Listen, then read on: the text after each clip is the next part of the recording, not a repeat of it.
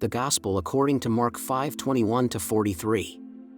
When Jesus had crossed again in the boat to the other side, a large crowd gathered around him, and he stayed close to the sea.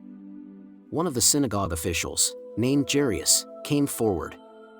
Seeing him, he fell at his feet and pleaded earnestly with him, saying, "My daughter is at the point of death.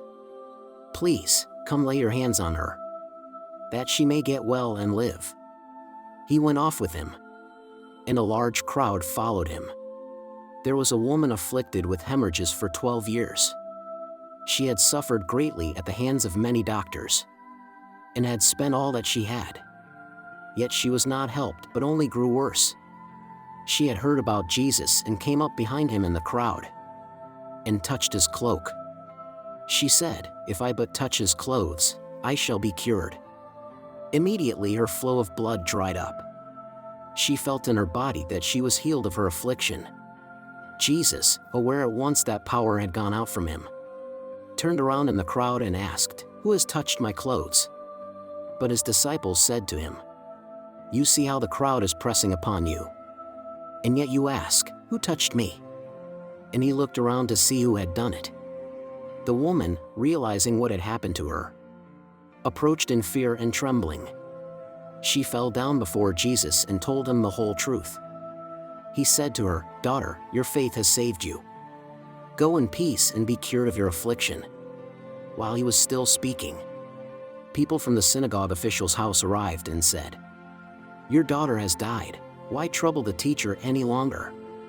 Disregarding the message that was reported, Jesus said to the synagogue official, "Do not be afraid, just have faith."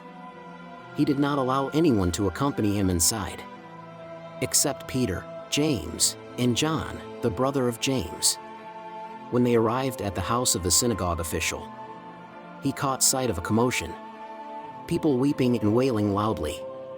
So he went in and said to them, "Why this commotion and weeping? The child is not dead, but asleep." And they ridiculed him. Then he put them all out.